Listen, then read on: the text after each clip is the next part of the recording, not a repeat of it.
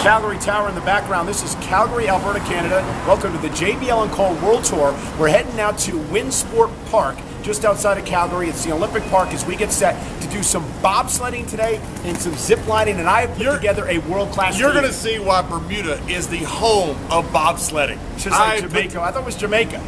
Well, they're all islands.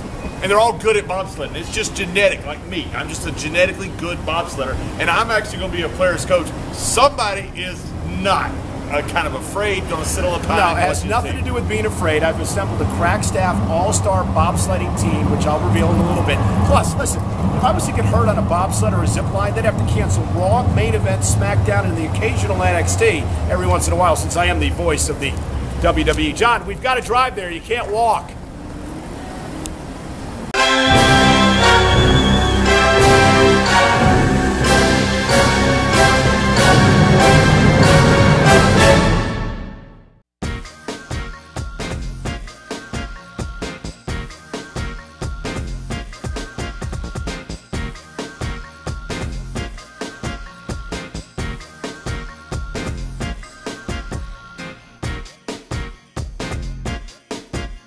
So Heath, tell us about your background. What's your background in bobsledding? My background is the pilot of the Australian World Cup bobsleigh team.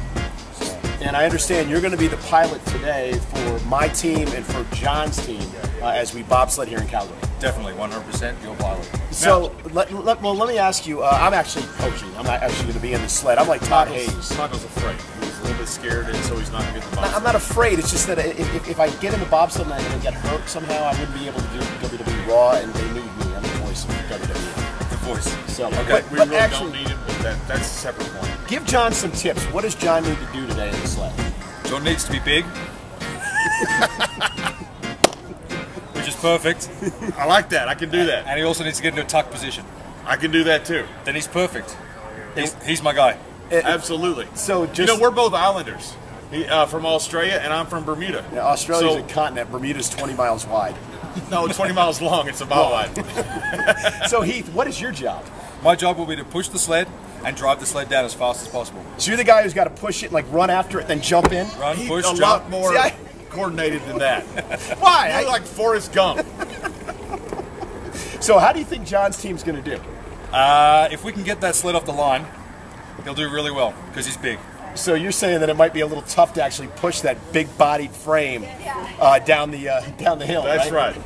Well, I guess, you know, Australia does not have any snow, right? Anywhere on the continent, correct? There's snow. Incorrect. There is snow. Where is the snow? Way away from the beaches where no one goes. But not enough to train for winter sports, No. So you guys have to come here to train. Me and my team, we train here in Canada, and that's why I'm here today. You think Bermuda could ever get a bobsled team? You know what? Funnily enough, the Jamaicans, the Panama, the Brazilians, and the Mexicans all have bobsled teams. I like that. So I think the Bermudans, they have a shot. We have a shot. It never happened. We're at the finish line here of the bobsled track, and Rich, I want you to explain to us how fast are they going to be going when they come down here to the finish line? Well, the fastest on the track is going about 90 kilometers an hour. Coming around the finish, maybe about 75 clicks. They're going to come up the track here and they're going to stop right there.